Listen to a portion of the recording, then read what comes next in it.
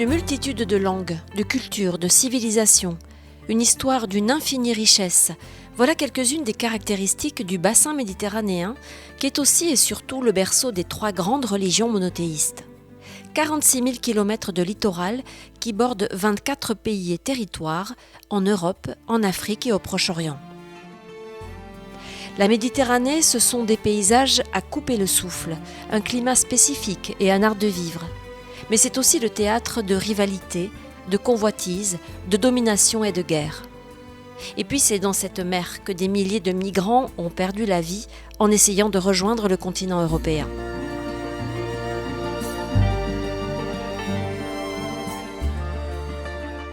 Dès le début de son pontificat, le pape François a alerté sur cette tragédie.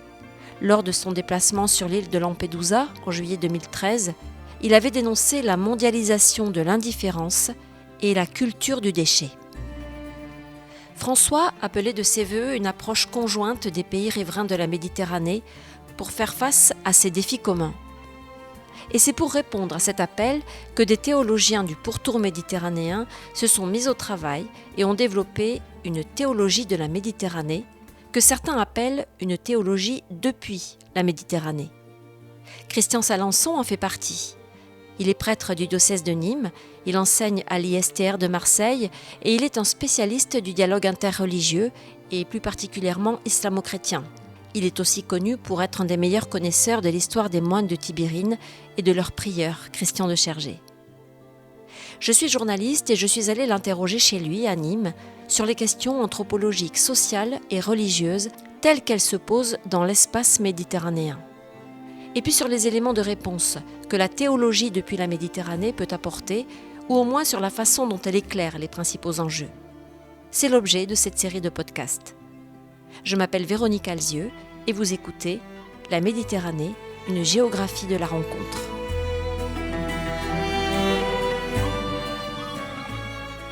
Premier épisode, la Méditerranée, des cultures et des civilisations.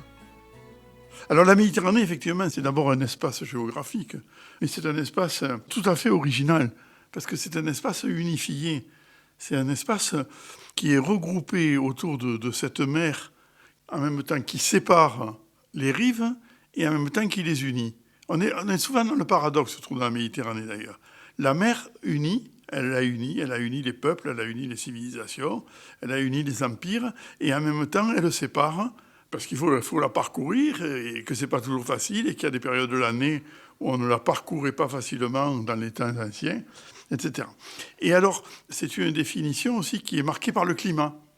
Le climat est à peu près le même, la végétation est à peu près la même que l'on soit en Palestine, dans la garrigue nîmoise ou en Algérie. C'est un espace qui est assez particulier. C'est vraiment ce qu'on appelle le climat méditerranéen. Le climat méditerranéen, voilà, qui est à la fois tempéré par l'eau, qui adoucit quand même ce climat, et en même temps qui est d'une violence extrême, parce que la chaleur en août... c'est insupportable, quoi. Voilà.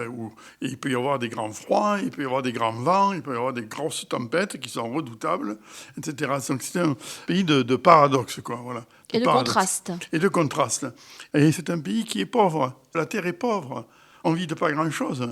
Il y a bien quelques deltas qui sont riches, comme le delta du Nil, mais en général, la terre est pauvre. Qu'est-ce qui pousse sur cette terre pauvre ? Et il pousse pas grand-chose. Il pousse de la vigne. Ça fait du bon vin, remarquez, c'est bien. Hein, et puis de l'olivier, et puis du blé. Et beaucoup de populations ont vécu avec pas grand-chose. Hein. Le régime crétois dont on parle maintenant, c'est un luxe pour les magazines de diététique. Hein, mais c'est d'abord une nécessité des gens qui n'avaient pas grand-chose, sauf 4 tomates, 2 concombres et des oignons. Quoi, voilà. La nourriture est frugale. Elle est festive et frugale. Elle est festive. Parce qu'on adore ça, on adore manger, les Méditerranéens. Et on ne mange pas à midi, nous, on ne mange pas à midi. Nous, on mange le soir. Quand la chaleur a passé, quand on est tranquille, on mange le soir, voilà. Et on mange bien, mais voilà. Voilà un pays étonnant.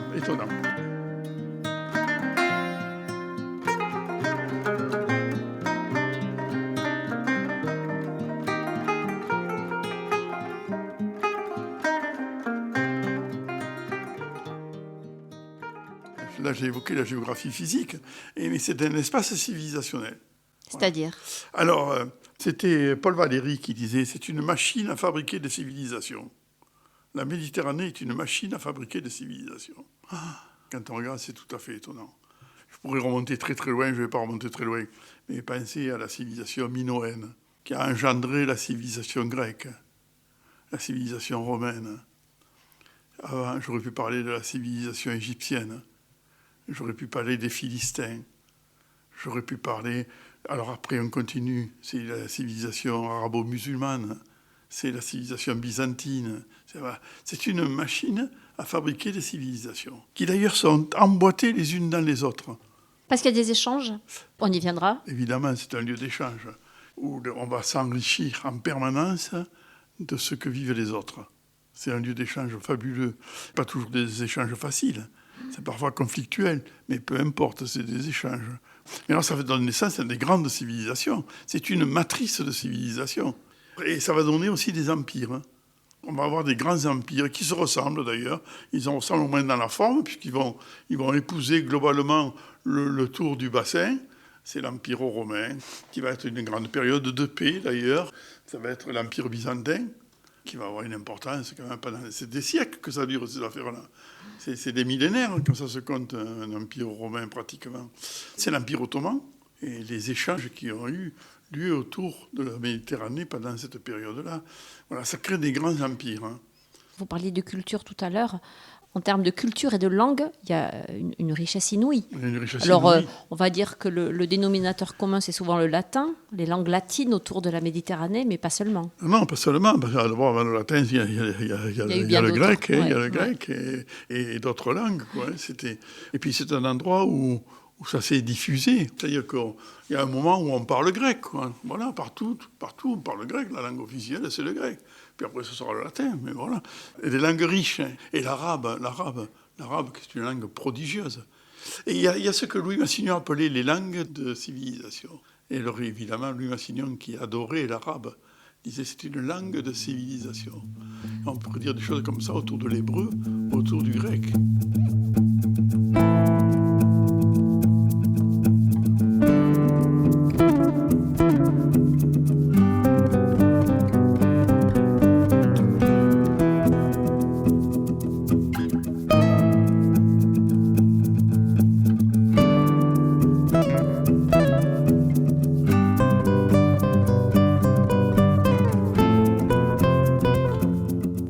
L'homme ne peut pas s'empêcher d'avoir envie d'aller voir ce qu'il y a au-delà. Donc un lieu qui depuis toujours, je ne sais pas, mais en tout cas depuis fort longtemps, est un lieu de passage. Complètement. C'est un lieu de passage où on s'enrichit de la culture des autres pour en inventer une nouvelle. On va recevoir. C'est un lieu où on reçoit énormément des autres. Parfois de manière conflictuelle. Il y a des conflits très durs.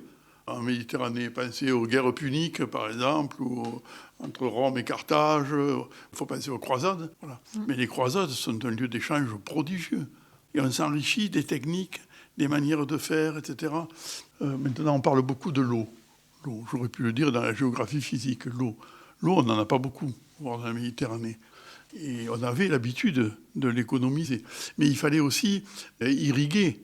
Et les techniques d'irrigation, elles sont diffusées autour du bassin méditerranéen. Dans les Cévennes, on irrigue les cultures, je suis originaire des Cévennes, on irrigue les cultures comme les Arabes nous l'ont appris. Donc on est dépendant des techniques qu'ils avaient mis au point parce qu'ils avaient peut-être un peu plus d'expérience que les autres sur la rareté de l'eau, etc. Donc c'est un lieu de partage d'expériences, de culture, de manière d'être, de faire, et puis c'est un carrefour économique inégalé. C'est un carrefour économique inégalé, effectivement, avec des échanges économiques qui ont eu lieu à toutes les époques. Même lorsque la navigation était très dangereuse, même on ne pouvait pas naviguer pendant une partie de l'année, mais tout le reste du temps, on naviguait et on trouve des poteries qui ont été faites sur le Larzac, on les retrouve en Égypte. Quoi. Donc ça a circulé. On a mené de l'eau d'Égypte, comme aujourd'hui on déplace des eaux minérales, on a mené de l'eau du Nil pour le vendre ici en Gaule. Quoi. Mais l'échange commercial a été un grand échange de culture. Et en même temps, l'échange de culture a permis l'échange commercial. Et enfin, c'est un lieu d'échange religieux. Car la religion n'est pas une superstructure. La religion, elle fait partie de la vie des peuples. Dommage pour ceux qui ne le savent pas et qui ne le comprennent pas. parce que ça les empêche de comprendre des choses et des civilisations. Mais la religion, elle est centrale. Et cet espace-là, c'est quand même un espace qui a vu naître le judaïsme, le christianisme sous des formes variées, et l'islam, excusez du peu. Et je vous ai pris que les religions monothéistes, mais j'aurais pu dire avant les religions de l'Antiquité. Moi, quand je pose le pied sur l'île d'Élos, je pleure. Je pleure parce que cette île était consacrée totalement à la religion. Et elle réunissait tous les peuples du Tour, malgré les difficultés de la navigation, pour aller se rassembler et pour aller prier sur cette île-là. Quand je vais à Delphes, je suis ému. C'est un lieu de civilisation, c'est un lieu de religion. Et aujourd'hui encore, on a des sanctuaires partagés. On a des lieux de religion partagés. Par exemple ? Par exemple, les sanctuaires mariaux. Les sanctuaires mariaux sont partagés. On y trouve aussi bien des chrétiens, sous diverses versions, que des musulmans. Voilà, c'est ça, c'est la religion en Méditerranée.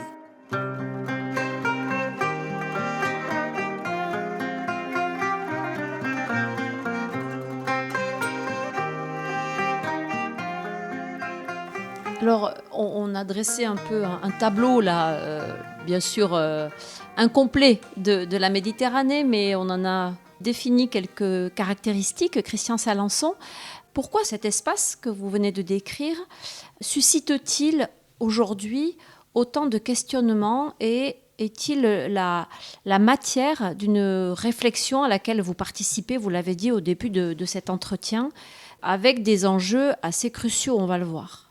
Pour moi, c'est un espace théologique. C'est-à-dire ? C'est-à-dire que la Méditerranée, c'est un espace, comme dirait François, qui a un message à porter. Le pape François. Oui, le pape François. C'est une géographie de salut. Moi, je l'appelle une géographie du salut. Alors, dans la théologie, il y a l'histoire du salut. C'est-à-dire qu'on considère que dans l'histoire des hommes, il y a une histoire de Dieu qui s'écrit en filigrane. Dieu écrit une histoire dans l'histoire. Et moi, je crois qu'il écrit une géographie dans la géographie. C'est-à-dire, je crois que pareillement, il y a une géographie du salut et que dans cet espace-là, il y a quelque chose d'une présence et d'une révélation de Dieu qui accompagne la vie des peuples. Et que ce n'est pas le fruit du hasard. Si cette mer et terre a été une matrice de civilisation et de religion, c'est qu'elle est porteuse d'un message particulier et qu'elle n'a pas fini d'être féconde. Qu'est-ce que c'est le salut, Christian Salençon ? Ah, bonne question. Le salut, en théologie, je vais le dire très rapidement, c'est la volonté de Dieu que les hommes aient une vie en abondance. J'ai emprunté la définition à Jésus. C'est cette volonté de Dieu que les hommes aient une vie en abondance, et pas uniquement économiquement, mais une vie en abondance culturellement, le bonheur, etc., la plénitude, qui découvre la plénitude de ce qu'est la vie humaine. Et donc la Méditerranée, telle que vous venez de nous la décrire rapidement, c'est une sorte de laboratoire, c'est pas moi qui invente ce mot, de cette quête du salut ? Exactement. C'est une expérience de la quête du salut des hommes, et c'est une expérience où Dieu délivre une parole pour l'humanité. La Méditerranée, elle n'est pas faite pour elle. D'ailleurs, elle a beaucoup rayonné dans l'histoire. Pensez à l'Amérique latine, par exemple. Elle a beaucoup rayonné dans l'histoire. Et elle est appelée à de grands rayonnements encore.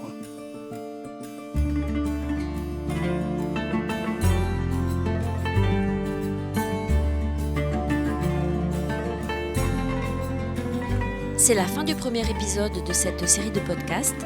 Nous retrouverons Christian Salençon dans le prochain épisode et nous aborderons avec lui les enjeux anthropologiques de la Méditerranée.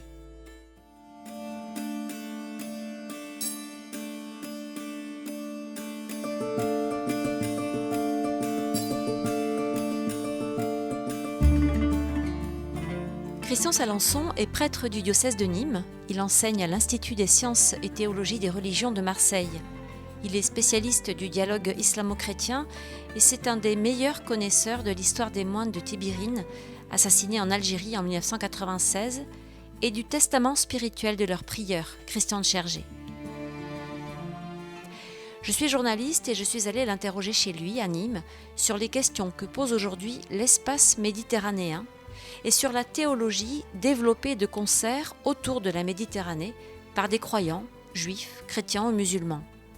Comment cette réflexion théologique peut-elle éclairer les principaux défis à relever dans cet espace si particulier ? C'est l'objet de cette série de podcasts. Je m'appelle Véronique Alzieux et vous écoutez La Méditerranée, une géographie de la rencontre. Deuxième épisode, un espace qui révèle une humanité en relation. L'anthropologie méditerranéenne. C'est une question très intéressante. On travaille dans l'éducation avec des gens du pourtour méditerranéen. Qu'est-ce que c'est qu'éduquer des enfants et des jeunes aujourd'hui en Méditerranée et comme méditerranéens? Et en particulier, je travaille dans un programme qui a été monté avec Naïla Tabara, une théologienne musulmane libanaise, une de mes amies. On a monté un projet Liban, Irak, Marseille et puis en France ceux qui veulent. Et c'est un projet de formation de jeunes de 3e, seconde, sur la citoyenneté inclusive, ça c'est le jargon d'aujourd'hui. En fait, ça veut dire sur la capacité de se connaître soi-même et de s'ouvrir aux autres et de vivre avec les autres et de vivre dans des sociétés plurielles. Voilà, donc ça m'intéresse beaucoup. Mais l'éducation est fondée sur une anthropologie. Et vous pensez qu'il y a une anthropologie propre à la Méditerranée? Eh bien, figurez-vous que je pense qu'il y a des éléments d'anthropologie propre à la Méditerranée, oui. Je pense qu'il y a des éléments.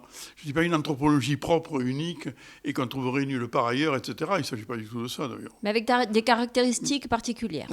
Vraiment des caractéristiques particulières, qui se donnent à voir dans beaucoup de choses. On se moque d'ailleurs des fois de nous, là-dessus. Il y a un art de vivre, par exemple, le méditerranéen. Il n'est pas idéalisé. Il a ses grandeurs et ses limites, comme toutes les anthropologies. Mais il y a un art de vivre qui est lié aussi au terroir, au climat, à tout ça. Mais qui fait que, par exemple les Méditerranéens, ils aiment bien vivre dehors. Vivre avec la nature, dans un contact avec la nature, qui nous est facilité parce que le temps y est souvent clément pendant une grande partie de l'année. Donc on a cet art de vivre. Encore une fois, c'est pas idéalisé.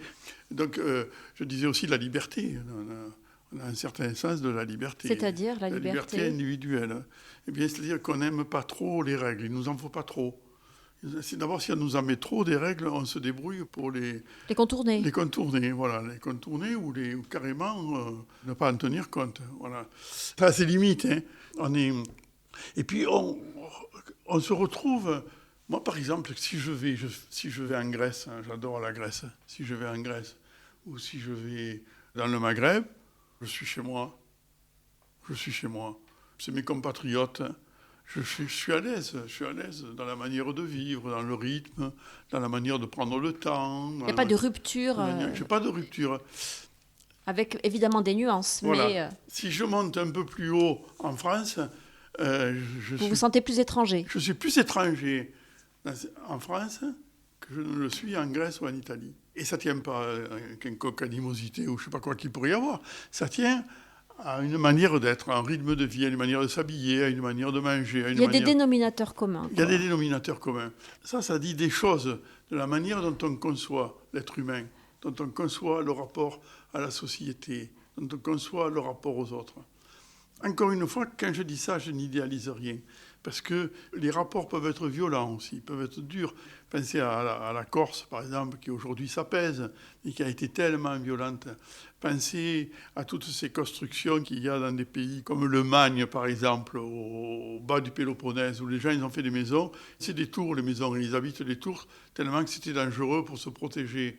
On trouve ça aussi en Italie, d'ailleurs. Voilà. C'est pas toujours facile. Le rapport de voisinage peut être compliqué. Donc c'est un espace anthropologique, oui, il y a une anthropologie. Alors j'aimerais bien la travailler beaucoup plus, parce que les anthropologies, elles sont porteuses elles-mêmes d'un sens de la vie. Et comment vous voulez faire de la théologie si vous ne vous intéressez pas au sens de la vie que les autres portent? Voilà, il faut commencer par là. Alors un des traits, si maintenant j'élargis un petit peu plus, les Méditerranéens se sont déplacés. Ils se sont beaucoup déplacés, d'une rive à l'autre. Aller explorer ce qu'il y avait de l'autre côté. Explorer ce qu'il y avait de l'autre côté. Et ce déplacement et ce voisinage des populations, cette imbrication même des populations, fait partie aussi de l'identité méditerranéenne, de quelque chose de méditerranéen. Encore une fois, ce n'est pas une identité exclusive, on peut le trouver ailleurs.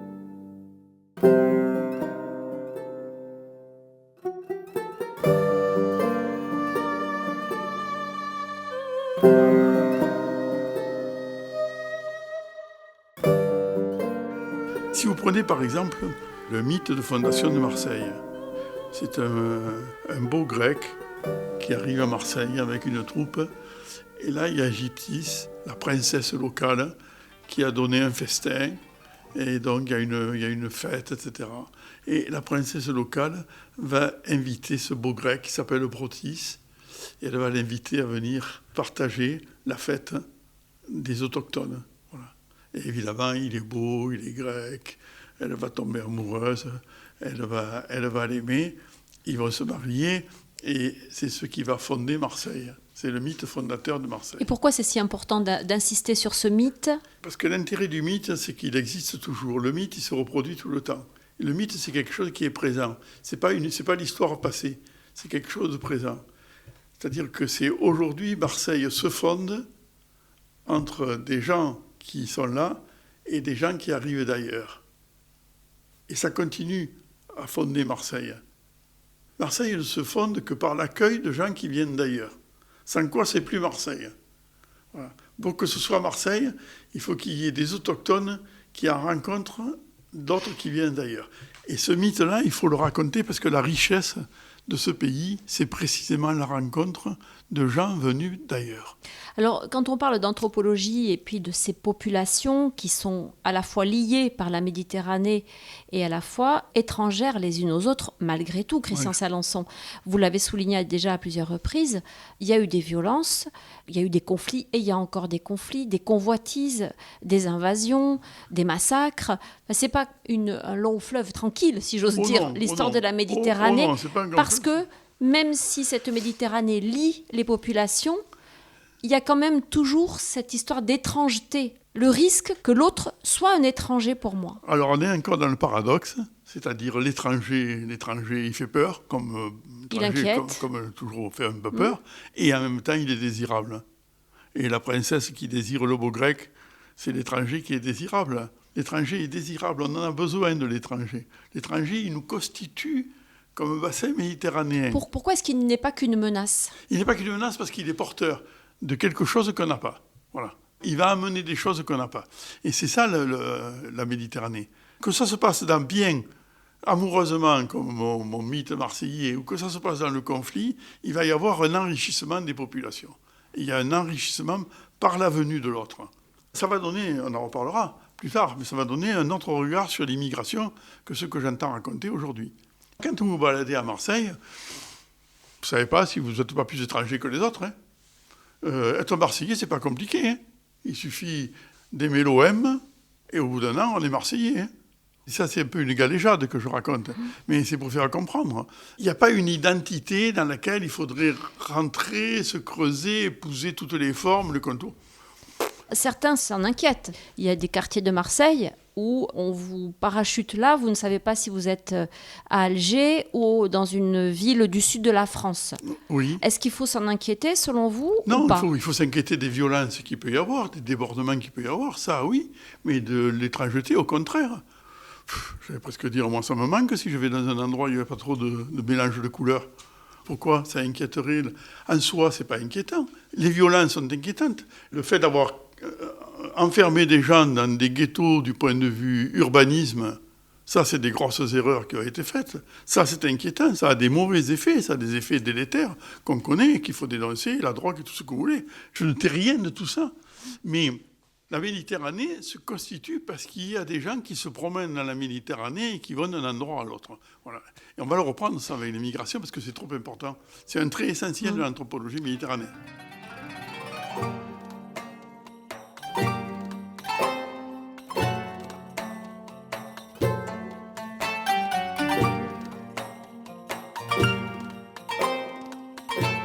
Justement, qu'est-ce que la théologie de la Méditerranée à laquelle vous contribuez ? Quel éclairage est-ce qu'elle apporte sur tout ce que vous venez de dire là, cette réflexion théologique ? Je vais vous raconter une histoire. Les Saintes Maries sont parties de Palestine et elles sont arrivées au bord de la Méditerranée avec Lazare, aux Saintes Maries de la Mer. Voilà. Et puis il y avait Marie-Madeleine aussi avec elles. Ils sont arrivés par la mer. Sont arrivés par la mer, si bien que l'Évangile est arrivé par la mer. Voilà, c'est l'histoire que je raconte de temps en temps. L'Évangile est arrivé par la mer. Et donc, théologiquement, il faut faire attention de tout ce qui nous arrive par la mer. l'Évangile nous est déjà arrivé par là. Peut-être qu'il y a des paroles qui nous arrivent par là. Peut-être qu'il y a une vie qui nous arrive par là. Voilà. Donc, la théologie, je l'ai dit de manière un peu comme mon mythe de Philippotis. Je ne suis pas dupe, bien sûr, que je raconte une histoire, une légende, si vous voulez, une grande légende provençale que les Provençaux adorent.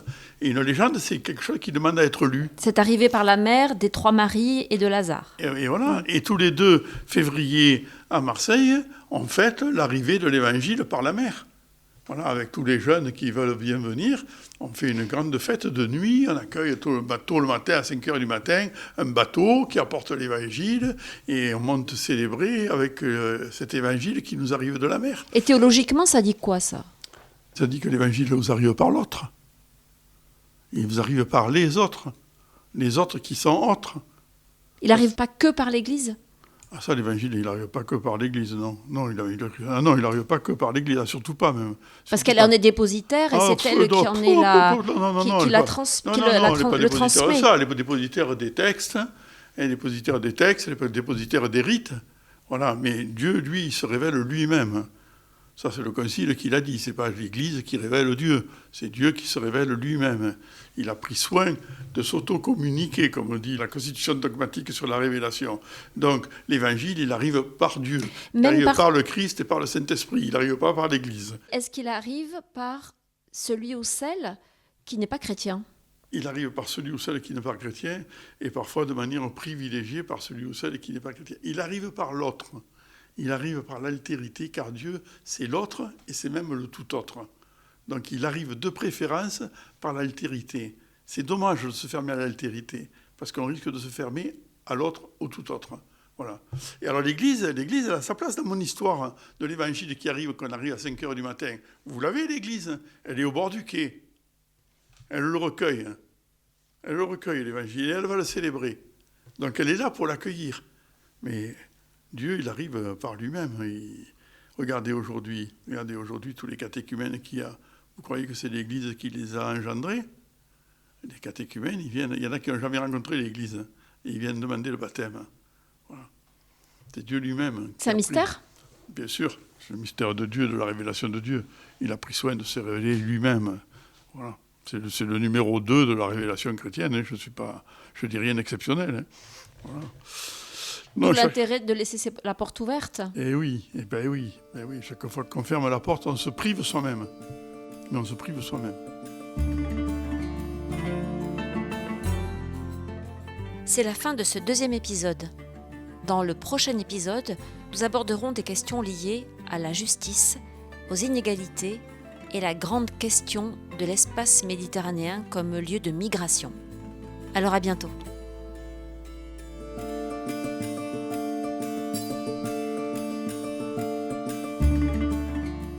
La Méditerranée, un espace de culture et de civilisation, un espace qui révèle une humanité en relation. Mais la Méditerranée, c'est aussi un lieu d'inégalité et d'injustice. Car vivre à Cannes, à Tunis ou à Tripoli, ce n'est pas la même chose. Certaines populations du bassin méditerranéen vivent dans le confort et une certaine sécurité, quand d'autres sont pauvres et menacées. Christian Salençon, prêtre du diocèse de Nîmes, théologien et fin connaisseur du dialogue interreligieux, s'intéresse particulièrement à la dimension sociale de cette zone géographique. Comment lutter contre les inégalités ? Quelle place et quel accueil pour ceux qui ont tout quitté, espérant trouver une vie meilleure en Europe ? C'est ce que nous allons évoquer avec lui. Je m'appelle Véronique Alzieux et vous écoutez La Méditerranée, une géographie de la rencontre. 3e épisode, justice, inégalité et migration, des défis pour la Méditerranée. Déjà, dans les représentations qu'on a, on a une représentation nord-sud. Et pour penser la Méditerranée, il ne faut pas la penser nord-sud. Parce que il faut la penser. Parce que nous, nord-sud, on pense toujours. Maintenant, on pense les gens qui viennent du sud, la migration qui vient du sud, en gros. Mais c'est oublier qu'on a fait des migrations dans tous les sens. Et que donc, la fracture, elle n'est pas nord-sud, parce qu'on s'est déplacé pour aller à l'est. Hein. Quand on a fait les croisades, on est allé vers l'est, on n'est pas allé vers le sud. Il y a bien eu d'autres types de déplacements. Donc, c'est une vue franco-française de penser uniquement l'autre rive. C'est notre obsession, c'est parce qu'on a tellement mal vécu la colonisation et qu'on est incapable de vivre la décolonisation ou la post-colonisation, qu'on est toujours obsédé par ça. Mais la Méditerranée, il ne faut pas la penser comme ça. Le Méditerranéen, il ne pense pas nord-sud. C'est une première chose. Ensuite, la fracture nord-sud, elle existe et elle a toujours existé. Elle a toujours existé parce qu'on a été... Comment je vais le dire gentiment, mais enfin, nous, ce qui est venu du Nord, ça n'a jamais été beaucoup pour notre bien, pour les Méditerranéens. Ce qui est arrivé du Nord, nous, ça a d'abord été les barbares qui ont envahi. Et donc, ce qui venait du Nord, c'était l'envahisseur ? C'était l'envahisseur, bien sûr. C'est le barbare. Il y a des pays qui ont été beaucoup abîmés aussi. Hein. Regardez, je pensais au projet qu'il y a eu de la part de l'Europe de faire un mouvement euro-méditerranéen. Bon, l'Europe, tout d'un coup, s'est intéressée à la Méditerranée, voulait qu'on réunisse les rives de la Méditerranée pour passer des liens ensemble, etc., etc. Ils ont fait, le projet euro-méditerranéen a échoué lamentablement, parce qu'évidemment, il était sous la tutelle de l'Europe, et les autres pays étaient priés de bien vouloir entrer dans le projet qu'on avait déjà pensé pour eux. Ensuite, le projet a été essentiellement économique, et il manquait le volet culturel. Alors je ne parle pas du volet religieux qui était complètement absent, mais ça n'a pas marché, ça a capoté, ça ne pouvait pas marcher. Parce qu'on était encore dans une posture de riches du Nord qui s'intéresse aux pauvres du Sud. Et donc ça ne peut pas marcher. Parce que c'est quelque chose qui est plaqué ? Mais bien sûr. C'est plaqué et ça reste condescendant. La question du pauvre du Sud, elle nous conduit immanquablement à la question migratoire. Oui. Les migrations, même si vous avez dit qu'il y a eu des échanges dans tous les sens, depuis longtemps, la migration, elle se vit dans le sens du Sud vers le Nord, Christian Salençon. Oh, c'est juste le renversement de la migration précédente qui était du Nord vers le Sud. Quand on est allé conquérir l'Algérie au XIXe siècle, c'était une migration du Nord vers le Sud. Est-ce que c'était une migration ? Mais bien sûr, c'est un déplacement de population, c'est une migration. Les raisons de la migration peuvent être diverses, mais c'est une migration. Donc on est allé conquérir les pays du Sud. On a fait cette migration dans ce sens-là. Ça ne nous a pas posé problème. Hein. Maintenant, on a une migration qui peut être du Sud vers le Nord. Et on a des discours dessus qui sont en désaccord complet avec la réalité. C'est-à-dire ? Je ne me prononce pas sur les politiques migratoires qu'il faut faire parce que ce n'est pas mon domaine. Je n'ai pas les compétences. Et il faut des politiques migratoires. Alors vous parlez à quel titre là ? Alors, je parle à mon titre de théologien. On a besoin des autres. On a besoin des autres théologiens. On a besoin des autres, absolument. Mais même dans des données aussi constatables, statistiques que l'économie, on sait très bien qu'on a besoin de migration pour la démographie. Mais ça, c'est envahi par l'idéologie... Du grand remplacement ? Du grand remplacement par une espèce d'idéologie de droite extrême, et ça fait nier la réalité. Alors, qu'il y ait des problèmes migratoires, évidemment, il y a des problèmes migratoires, il ne faut pas les nier, mais les problèmes migratoires, ils ne sont pas tout à fait là où on le dit. On a besoin de la migration. Voilà. Où sont-ils les problèmes migratoires alors ? Les problèmes migratoires, ils sont plutôt, à mon avis, mais c'est là je sors de mon champ, mais une politique migratoire devait être une politique d'accueil. C'est-à-dire de penser l'accueil, de le penser comme il faut, c'est-à-dire de permettre à des gens, effectivement, de passer de là où ils sont dans le pays où ils arrivent, avec tous les sas dont ils ont besoin, à commencer par la langue, par l'apprentissage de la langue, par l'apprentissage de la culture, etc., etc. Voilà. On aurait besoin de ce travail-là. En ça, vous êtes complètement raccord, si j'ose dire, avec le pape François ? Oui, complètement. Ben, écoutez, si j'ai fait partie du petit groupe d'élaboration de sa venue à Marseille, et si on a voulu qu'il dise quelque chose, et s'il était d'accord pour le faire, bien sûr, à Notre-Dame-de-la-Garde, avec tous les représentants des religions de Marseille, et ils étaient nombreux sur la migration, c'est qu'on pensait qu'il y avait des choses à dire. Ce qui se passe de manière migratoire, c'est le naufrage de notre civilisation, ce qu'il en reste.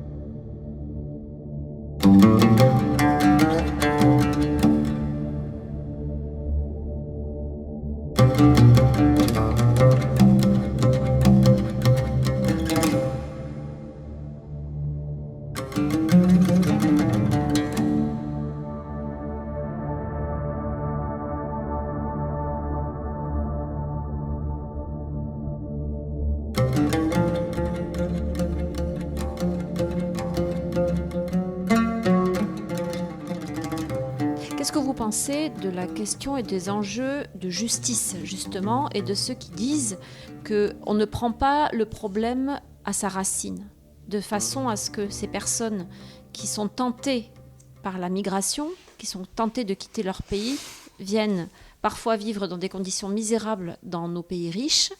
Est-ce que la question n'est pas de faire en sorte qu'ils trouvent une dignité et de la justice dans leur pays d'origine? Si, et en plus, on ne fera que rendre justice par rapport à l'histoire. Ce sera un juste retour des choses que de leur permettre de vivre dignement dans leur pays. Si, je pense que c'est une des raisons, oui. Après, il faut qu'il y en ait qui viennent quand même, parce qu'on en a besoin. On en a besoin pour sortir de nos étroitesses, de toute manière, pour enrichir notre culture. C'est une nécessité. L'autre est une nécessité. Mais quitter son pays, Christian Salençon, ça reste souvent un déracinement et une souffrance, une douleur. Oui, complètement. Donc, aider ces personnes à trouver un équilibre, de quoi subvenir à leurs besoins, à ceux de leur famille, de leurs enfants, dans la dignité, comment ça peut se mettre en œuvre? Au-delà des discours politiques, c'est ce qui se fait plus ou moins bien. Mais c'est ce qui se fait. De toute manière, la migration, elle a lieu. Quoi qu'on fasse. Chacun raconte les discours qu'il veut, mais de fait, elle a lieu, quel que soit le gouvernement. Jusqu'à ce jour, toujours les migrations ont eu lieu. Elles auront toujours lieu de toute manière, parce que des gens qui meurent de faim, vous pouvez mettre les barrières que vous voulez, ils sautent les barrières, il n'y a pas de souci par rapport à ça. Voilà, donc elle se fait. Le problème, c'est qu'on pourrait l'organiser et pas la subir. Ça serait quand même plus confortable pour les gens qui viennent. Et 2, ça nous permettrait, nous, de mieux gérer les migrations. Voilà. Puisqu'on essaie d'éclairer chacun de ces thèmes à la lumière de l'Évangile et de la réflexion théologique, le moins qu'on puisse dire, c'est que dans l'Évangile, la question de l'accueil de l'étranger est à peu près dans toutes les pages. J'exagère un peu, mais il n'est question que de ça. Mais oui, mais vous avez tout dit, c'est la question de l'hospitalité. L'hospitalité est quelque chose d'extraordinaire parce que ça transforme celui qui accueille l'hospitalité et ça transforme celui qui reçoit l'hospitalité. Je ne me rappelle plus le nom français pour désigner cette figure de style qui signifie que le mot hôte désigne aussi bien celui qui accueille que celui qui est accueilli. Tous ceux qui ont vécu l'hospitalité, qui ont été réellement accueillis, ont été profondément transformés. Et tous ceux qui ont réellement accueilli ont été aussi complètement transformés. Et les uns et les autres en bien. Un Charles de Foucault, par exemple. Un Charles de Foucault, il a commencé sa conversion quand il était en exploration au Maroc. Et c'est l'accueil des musulmans. Il y a deux choses. Il y a l'accueil et la manière dont les musulmans priaient, qui l'a mis en route vers sa conversion. Si vous prenez Louis Massignon, il a été converti par l'accueil que lui a réservé la famille des Aloussi à Bagdad en 1908.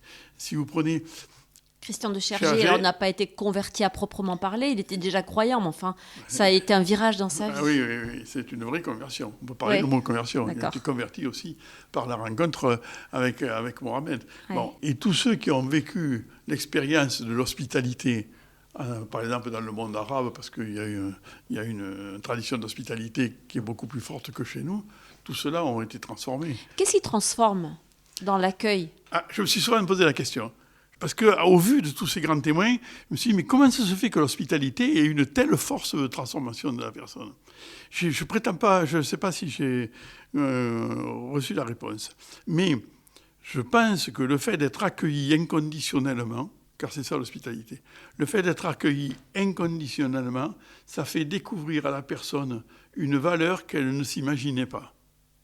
Une valeur propre, vous voulez dire ? Une valeur propre. Elle vaut la peine ? Elle vaut la peine d'être accueillie inconditionnellement. Oui. Et parce que l'hospitalité véritable, comme disait Saint Jean Chrysostome, consiste à ne pas demander à celui que l'on accueille vraiment exactement qui il est. Saint Jean Chrysostome dit que si Abraham avait demandé aux visiteurs, aux 3 visiteurs, aux chaînes de Mambré, ce qu'ils étaient, d'où ils venaient, etc., leur curriculum vitae, peut-être qu'il ne les aurait pas accueillis. Donc, il dit ça avec humour.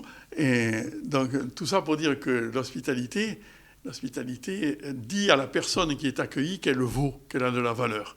Et chacun d'entre nous, on a besoin d'une grande reconnaissance pour exister. Alors, habituellement, on l'a par les gens qui nous aiment, par les gens qui nous entourent.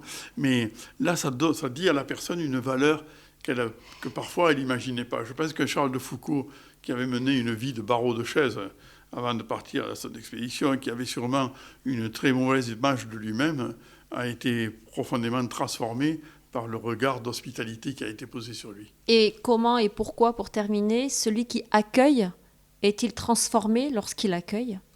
Il est transformé parce qu'il accueille, parce qu'il s'est mis en disponibilité de recevoir ce qu'il n'avait pas prévu. Voilà, c'est-à-dire qu'il s'est mis en théologie d'accueillir la grâce. Mais pour le dire en français courant, quand on accueille comme ça quelqu'un qu'on ne connaît presque pas, on l'accueille, ça veut dire qu'on est disponible pour éventuellement ce qui va nous dire, nous faire connaître, nous faire entendre ce qui va se passer. Et donc on est en attitude de disponibilité et on n'est pas dans la maîtrise des choses. Voilà. Et ça transforme énormément. Parce que surtout nous les Occidentaux, qui sommes toujours en train de vouloir programmer, maîtriser, contrôler, évaluer, alors pour le coup, tout ça, ça n'existe pas. On ne sait pas ce qui va se passer. Et il se passe souvent des grandes choses, telles ma princesse marseillaise qui, accueillant le beau grec Protis, va se trouver transformée, va être aimée et va fonder la ville de Marseille.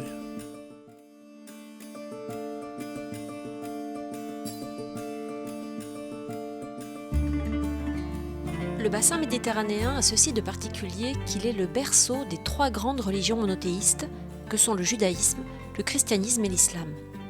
Souvent, la cohabitation de ces croyances, de leurs rites, de leur culture et de leurs traditions sont difficiles. Quand elles ne se font pas la guerre, les religions se rejettent, l'histoire et l'actualité nous le rappellent sans cesse. Mais la défiance ou l'indifférence ne sont pas des fatalités. Des croyants, des chercheurs, des théologiens, comme Christian Salençon, en sont convaincus. C'est la raison pour laquelle ils sont engagés dans une réflexion de théologie et de dialogue interreligieux qui part des réalités concrètes, humaines, sociales, culturelles et spirituelles des peuples du bassin méditerranéen pour penser ensemble une foi incarnée de la rencontre, de la justice et de la paix. Chrétiens, musulmans et juifs, ensemble. Oui, un dialogue est possible, avec un postulat de départ. L'autre a quelque chose à m'apprendre et à me faire découvrir. Je m'appelle Véronique Alzieux et vous écoutez La Méditerranée, une géographie de la rencontre. 4e épisode, des enjeux spirituels et religieux pour vivre le dialogue et la fraternité. Le problème des religions, c'est qu'elles se laissent instrumentaliser souvent par le politique. C'est ça le problème. Christian Salençon, prêtre du diocèse de Nîmes, enseignant à l'ISTR de Marseille et spécialiste du dialogue interreligieux. Et alors, du coup, ça rend les conflits encore plus terribles. Mais c'est souvent instrumentalisé par le politique. Alors, les 3 grandes religions, effectivement, elles participent de cet espace, elles sont nées dans cet espace. Donc, elles ont une responsabilité particulière dans cet espace méditerranéen, et partant dans le reste du monde. On parle de la Méditerranée, donc je parle beaucoup de la Méditerranée, mais je ne veux pas enfermer non plus les questions autour du bassin méditerranéen. Elles sont engagées dans un rapprochement qui est assez important pour la suite de l'histoire. Je pense au travail qu'a fait l'Église catholique au cours du Concile Vatican II, en changeant carrément sa position par rapport aux autres religions. On a un vrai changement de cap. D'abord, elle redécouvre qu'elle est, comme disait mon professeur quand j'étais en faculté, il s'appelait Cazel, il disait « l'Église, c'est une secte juive qui a réussi ». Il y a quelque chose de très juste là-dedans, c'est-à-dire le christianisme est en train de découvrir ses origines, mais plus que ses origines, son origine au sens de son origine toujours actuelle. Maintenant, on dit bien qu'on vient du judaïsme, ça va. Mais on ne fait pas que venir du judaïsme, on ne cesse de naître du judaïsme. C'est-à-dire que nos racines juives sont des racines présentes. On a besoin du peuple juif pour être chrétien aujourd'hui.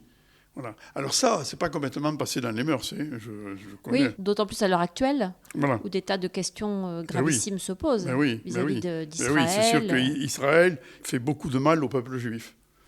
Aujourd'hui, peut-être un des ennemis les plus grands du peuple juif, c'est Israël. Je veux dire sa politique, quoi. Mais en tout cas, il y a un lien indéfectible. Il y a un lien indéfectible, il y a un lien vital et on redécouvre que c'est un lien vital. Entre le catholicisme, enfin le christianisme Exactement, et le judaïsme. Et le peuple juif. Mais alors il va falloir que le mettre en musique, ça, parce que je vois encore dans des universités, on peut faire certains cours de théologie sans évoquer la figure du judaïsme. Or, le peuple juif, y compris dans ce qu'il est aujourd'hui, le peuple juif intervient dans tous les traités de la théologie. On ne peut pas faire un traité de la théologie sans parler du peuple juif, sans penser au peuple juif. Donc on a beaucoup de progrès à faire dans l'enseignement déjà aujourd'hui. Mais ça évolue.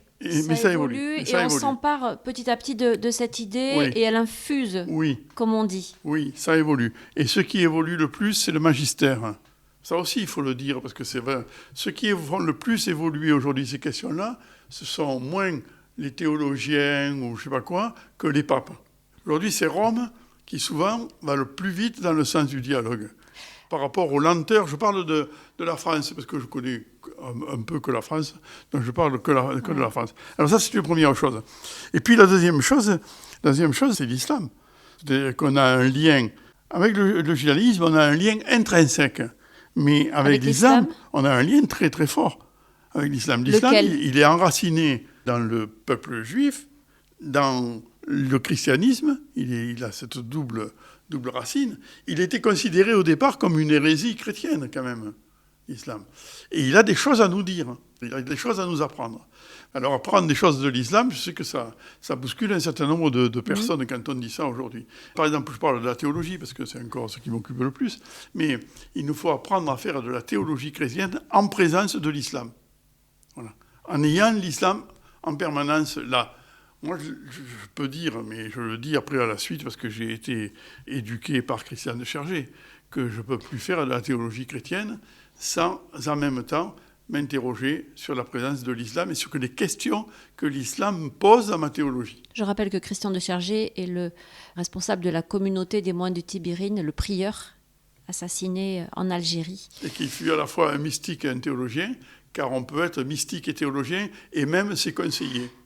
Alors pour revenir à ce que vous venez de dire, Christian Salençon, il faut faire de la théologie, dites-vous, en présence de l'islam et en ayant l'islam en tête.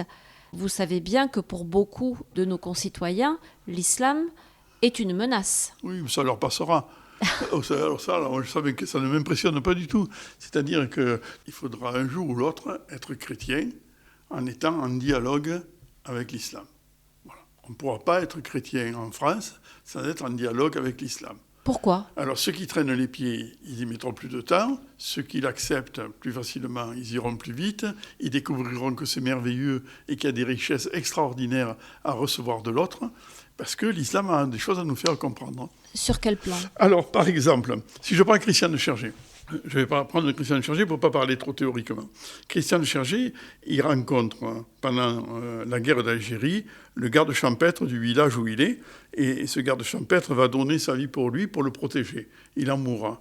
Et Christian de Chergé recevra là sa conversion et sa nouvelle vocation, qui sera d'être moine en Algérie et de vivre sa vie de moine en permanence en contact avec l'islam. Mais pour lui, il ne peut pas isoler le don que Mohamed a fait de sa vie de ce que le Christ a fait en donnant sa vie pour les autres. Donc, au bout d'un moment, il va arriver à le formuler, il dira « Mohamed a donné sa vie comme le Christ ». Donc, il apprendra de Mohamed ce que c'est que d'aller jusqu'au bout du don de sa vie. C'est Mohamed qui, en un sens, va lui apprendre ce que c'est que de donner sa vie par amour. Il va être pour lui la figure concrète de l'amour du Christ pour lui et de l'amour du Christ qui va être en train d'imiter. En quoi est-ce que ça vient nourrir une théologie vis-à-vis des musulmans et de l'islam ? Alors, je poursuis. Christian, à partir de là, il va dire « Mais Mohamed, il fait partie de la communion des saints. Donc, si des musulmans sont dans la communion des saints, ça veut dire qu'on est déjà réunis dans le cœur de Dieu. »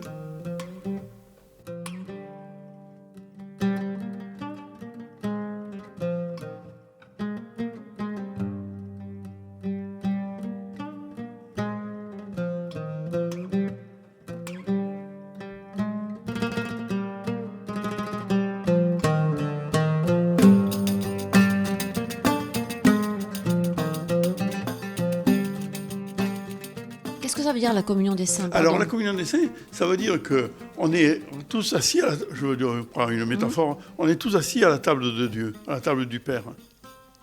Qu'on soit chrétien ou qu'on soit musulman. Donc il dit, Mohamed, il est assis à la table du Père. Donc on est assis ensemble, on est ensemble dans le cœur de Dieu. Alors, si on est réunis déjà en Dieu, par le Christ d'ailleurs, si on est réunis déjà en Dieu, pourquoi aujourd'hui on n'y donnerait pas une forme concrète? Pourquoi on ne l'incarnerait pas? Pourquoi on n'incarnerait pas la communion des saints ici et maintenant? Vous voyez son raisonnement? Il va élargir sa compréhension du dessein de Dieu. Il va comprendre que l'islam a une place dans le dessein de Dieu. Le pape François dira que la diversité religieuse, et donc l'islam aussi, que la diversité religieuse est le fruit d'une sage volonté divine. Dieu a voulu une diversité religieuse. Le Christ est unique, l'Esprit est unique, mais Dieu a voulu une diversité religieuse. Alors, qu'est-ce qu'on fait du prosélytisme et de cette tentation quand même qui existe, plus ou moins toutes religions confondues? Le judaïsme peut-être moins concerné. Non, pas du tout concerné. Voilà la volonté de voir l'autre se convertir à ce que je crois moi. Eh bien, le prosélytisme est une peste. Deuxième citation. Le prosélytisme est un poison. C'est toujours du pape François. Troisième citation.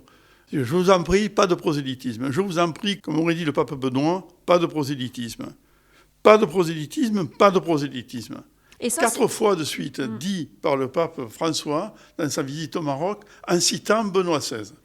Ça s'adresse à tous. Ça s'adresse aussi aux chrétiens qui, malgré tout, ont toujours ce désir de voir les chiffres augmenter. Ben oui, pas de prosélytisme, c'est le message de l'Église. C'est la doctrine de l'Église que je suis en train de dire. C'est pas Christian Salançon qui parle. C'est l'Église qui dit « ne faites pas de prosélytisme ». Ça veut dire qu'il faut renoncer à évangéliser ? Ah, je n'ai pas dit ça. Je n'ai pas dit ça. Pas de prosélytisme. Le prosélytisme, c'est la volonté de ramener l'autre chez soi. Et l'évangélisation ? C'est pas du tout pareil. C'est témoigner de l'Évangile. C'est témoigner de l'Évangile. C'est vivre selon l'Évangile et en témoigner. Au contraire. Au contraire, c'est le contraire. Hein. Le pape, il dit pas de prosélytisme, mais évangéliser, c'est ce que dit l'Église aussi. Et évangéliser, c'est être témoin. C'est la vocation des chrétiens aussi. C'est la vocation des chrétiens, que d'être témoin de l'Évangile. Et on est témoin de l'Évangile comment? En le vivant. Et si cela est nécessaire, en le parlant. Si cela est nécessaire, hein, comme disait François d'Assise, comme l'a repris le pape François. Voilà. En étant témoin. Voilà.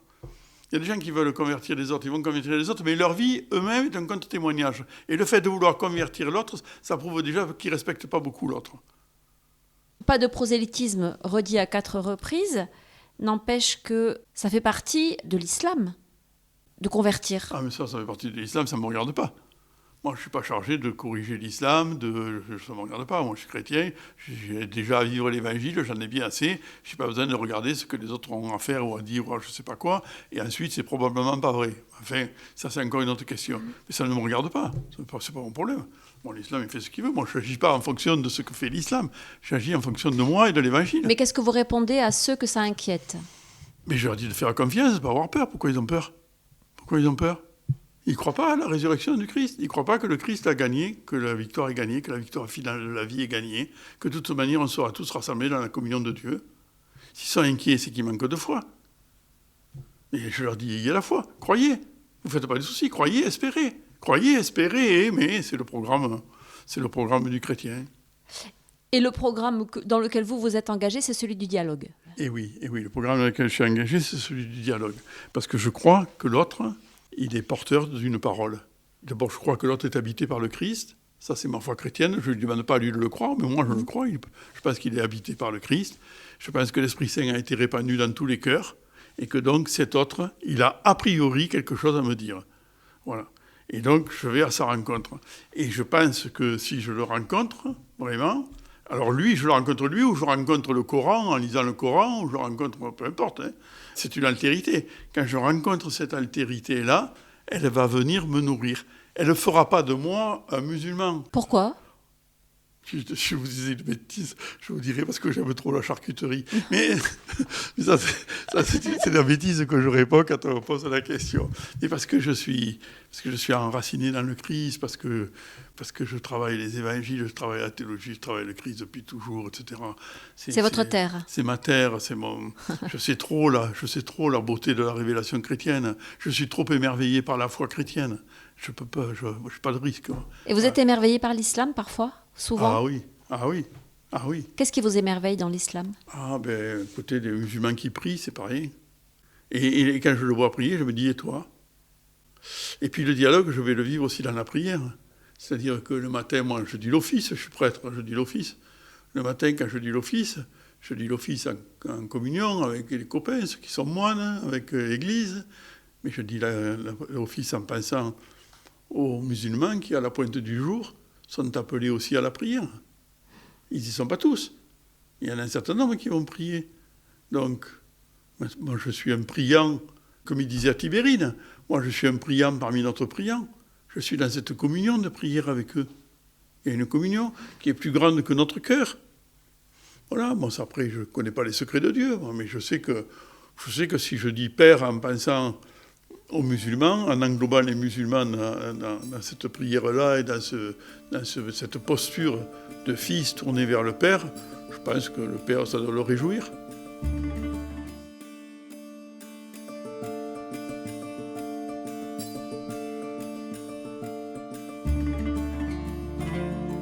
La Méditerranée, matrice de culture, de civilisation et de religion. La Méditerranée, un espace qui révèle une humanité en relation, mais un espace où se posent également de manière aiguë des questions de justice et d'inégalité, et où la pauvreté pousse à la migration, avec parfois la mort au bout de la traversée, dans des eaux bleues devenues cimetières. La Méditerranée, c'est aussi le défi de la rencontre et du dialogue. Ces thématiques, et bien d'autres, nous les avons abordées dans cette série d'entretiens avec Christian Salençon. Il est prêtre du diocèse de Nîmes, il enseigne à l'ISTR de Marseille et il est un spécialiste du dialogue islamo-chrétien. Il est l'auteur de nombreux ouvrages, notamment consacrés aux moines de Tibérine et au testament spirituel de leur prieur, Christian de Chergé. Nous arrivons à la fin de ces échanges et en toile de fond se pose la question de la fraternité qui, dans la foi chrétienne, tient une place centrale, puisque nous confessons que Dieu est Père, ce qui fait de nous des frères et des sœurs. Mais pourquoi cette belle notion de fraternité est-elle si difficile à vivre? C'est par ce point que nous commençons ce dernier échange avec Christian Salençon.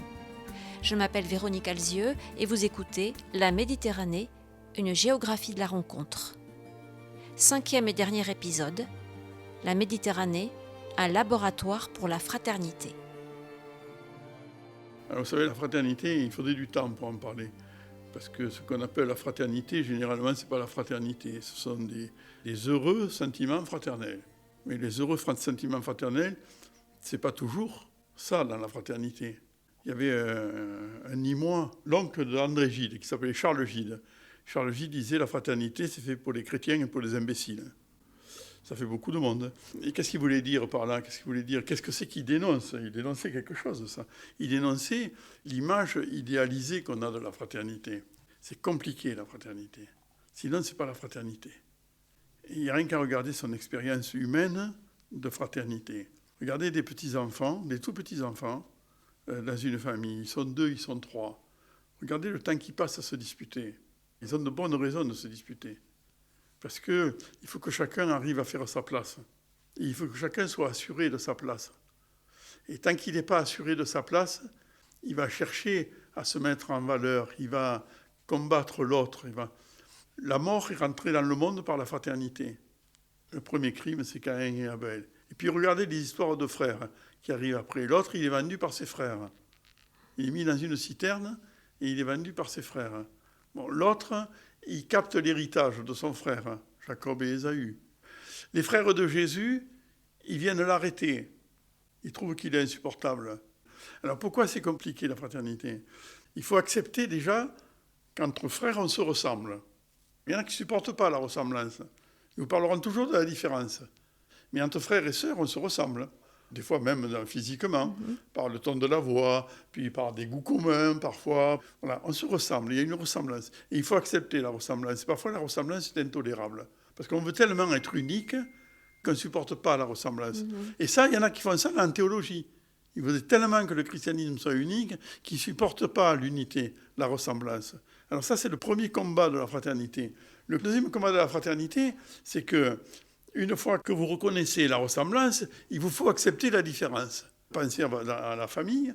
Votre frère, il a été éduqué à peu près comme vous, il a eu les mêmes parents, mais il n'a pas les mêmes opinions politiques que vous, il ne se situe pas pareil par rapport à la croyance comme vous, il n'a pas la même manière d'éduquer ses enfants, il n'a pas la même manière de vivre, il n'aime pas les mêmes bagnoles que vous, etc., etc., etc. Voilà. Et alors évidemment, il fait beaucoup moins bien que vous pour élever ses enfants, quoi. C'est quand même vous qui êtes la meilleure, ça n'avez pas de doute, ça. C'est-à-dire qu'il y a à la fois une immense proximité et une forme d'étrangeté qui cohabitent. Et oui, et une différence. Et il faut tenir cette espèce de paradoxe de l'unité et de la différence. Et c'est ça la fraternité. C'est accepter que l'autre soit complètement comme moi et complètement différent de moi. C'est ça le paradoxe. Accepter, c'est-à-dire ? C'est que je n'ai plus besoin de me comparer à l'autre pour être moi-même. Je suis suffisamment unique et je me considère comme suffisamment unique pour accepter qu'il me ressemble et qu'il soit différent de moi. Pour me retrouver suffisamment unique, le petit enfant, il faudra qu'il ait l'assurance que dans l'amour de ses parents, il est unique. Qu'il n'est pas le second, le troisième, mais qu'il est unique. Et alors ça, évidemment, c'est symbolique au niveau transcendantal, c'est que je suis unique aux yeux de Dieu. Voilà. Donc le musulman, il ne me dérange pas, il ne m'enlève pas mon unicité, il ne me dérange pas. Le juif, il ne me dérange pas, ça ne me dérange pas. Voilà. Alors ça, je le dis de manière un peu théorique, là, mais voilà, c'est ça le chemin de la fraternité. C'est un chemin. Hein. Donc la fraternité est un chemin. Et en plus, c'est un chemin où vous n'en avez jamais fini. C'est-à-dire que quand vous avez commencé à accepter votre frère, votre sœur, cette espèce de petit nourrisson qui vient d'arriver, qui envahit le champ familial, après on vous met à la crèche. Alors là, tout d'un coup, il y a de la veine qu'il faut. Bon. Puis après, on vous met à la maternelle, puis après, etc. Alors après, vous avez l'école, puis vous avez le club, puis vous avez l'église, puis vous avez tout ce que vous voulez. Et puis après, il vous faut accepter ceux qui sont d'une autre culture, puis il vous faut accepter encore ceux qui sont d'une autre religion. Et vous n'en avez pas fini, parce que le but de la fraternité, c'est d'être universel, comme disait Charles de Foucault.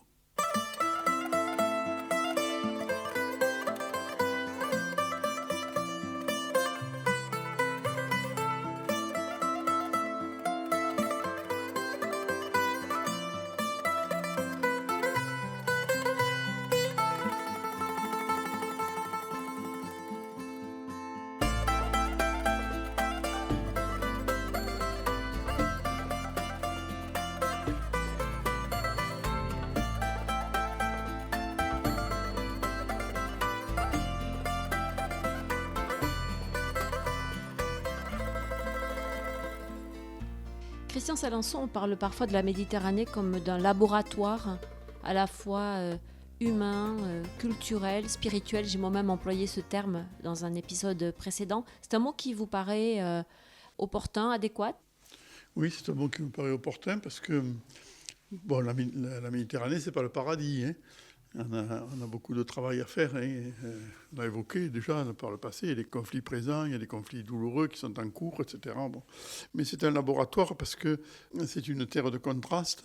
C'est une terre qui a été matricielle pour des civilisations. C'est une terre où sont nées les religions, où elles se sont développées. Le christianisme a trouvé là ses premières bases aussi pendant les premiers siècles, etc. Et donc, le ventre de la Méditerranée est fécond. C'est un lieu de travail, c'est un lieu de recherche, mais ce n'est pas un lieu fermé sur lui-même. Hein.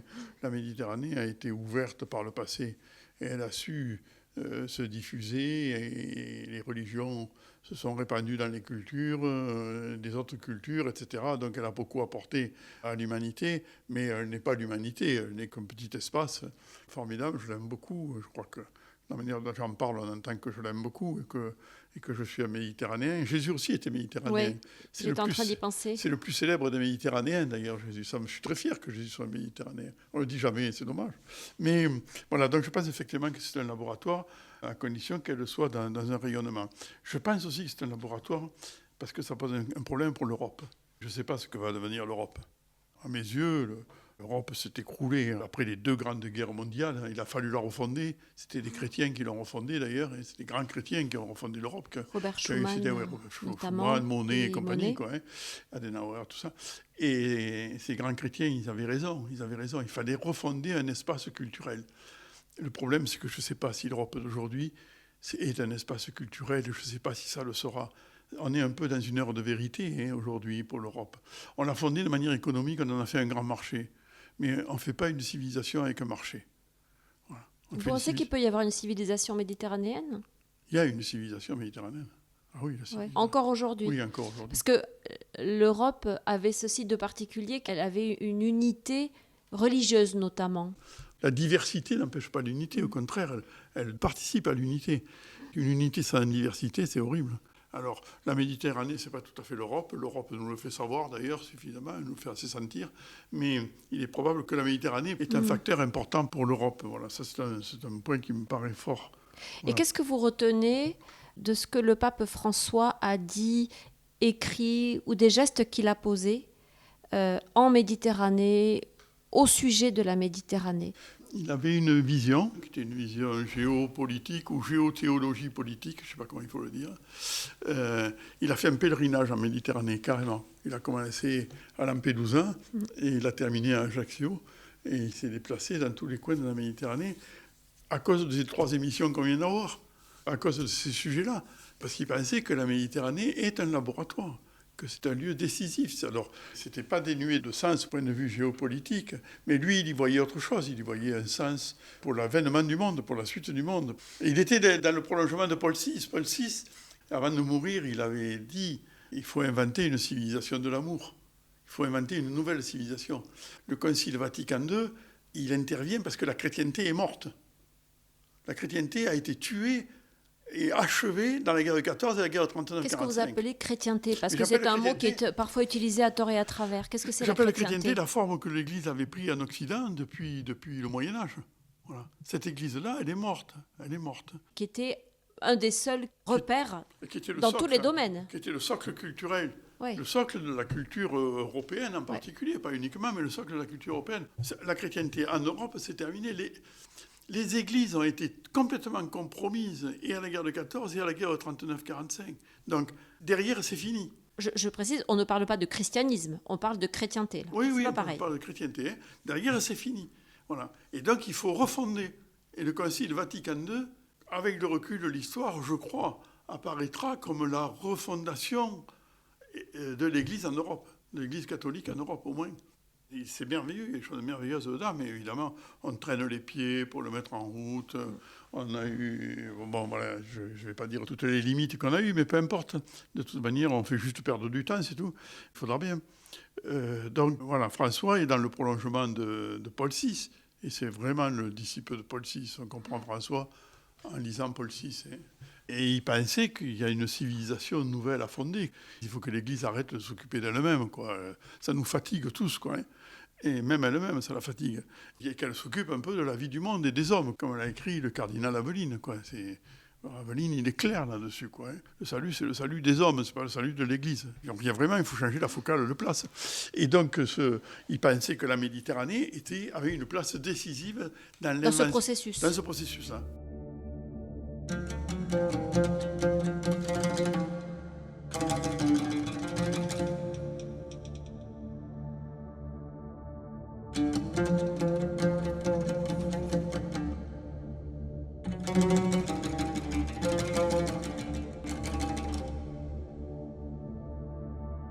Pour conclure ces entretiens, Christian Salençon, on aurait parfois tendance à désespérer, désespérer de l'homme. Moi non, mais bon. Pourquoi ? Pourquoi vous désespérez pas, vous ? Parce que c'est pas des espoirs que j'ai, c'est une espérance. C'est pas la même chose. Les espoirs, d'abord, ça se décline au pluriel. L'espérance, c'est au singulier. Les espoirs, ils savent ce qu'ils espèrent. C'est pour ça qu'ils sont déçus. L'espérance, elle ne sait pas ce qu'elle espère. Parce que ce qu'elle espère est plus grand que ce qu'elle peut imaginer. Et elle le sait. Voilà. Et l'espérance, elle prend appui dans le fait que, de toute manière, la vie a gagné. Le gage qui nous est donné de ça, c'est la mort et la résurrection du Christ. Alors moi, je crois à la mort et à la résurrection du Christ, et je crois que la vie, elle a gagné. Je crois que tout est accompli. C'est la dernière parole de Jésus. Et parce que je crois ça, j'essaye d'inventer une vie dans l'espérance. Donc j'invente une vie dans l'espérance. S'il y a des ennuis, il y a des ennuis. Donc il y a des aléas, il y a des tragédies quand même. Hein. Oui, il y a des tragédies, c'est très compliqué. Mais vous savez, l'auteur de la lettre aux Hébreux, il dit l'espérance, c'est une ancre marine que vous avez jetée dans la résurrection du Christ. C'est une ancre. Une fois que vous êtes ancré, et le bateau, il fait ça, la barque, elle secoue, elle monte, elle descend, elle dérive un peu à droite, à gauche, tout ça, mais elle reste ancrée. Voilà. Eh bien, moi, je me considère plutôt comme ça. De temps en temps, j'ai un peu le mal de mer parce que la barque, elle s'agite un peu, parce qu'elle dérive, mais enfin, l'ancre ne lâche pas, quoi. Voilà. Et donc, je ne suis pas désespéré. Non, c'est très beau, l'espérance, c'est très beau. Mais si c'est l'espérance qui va se passer ceci, qui va se passer cela, alors forcément, vous êtes déçus. Vous ne savez pas, la vie, elle vient vers nous dans des formes les plus diverses et qu'on ne peut pas imaginer. Espérer, c'est accepter de ne pas voir et de ne pas savoir, parce que, comme dit saint Paul, savoir ce qu'on espère, ce n'est plus espérer. L'espérance, elle est parfois aussi contre toute espérance, c'est-à-dire c'est à l'encontre de ce que vous voyez. Ça aussi, c'est du saint Paul. Mais c'est ça l'espérance, c'est ça la grande espérance chrétienne.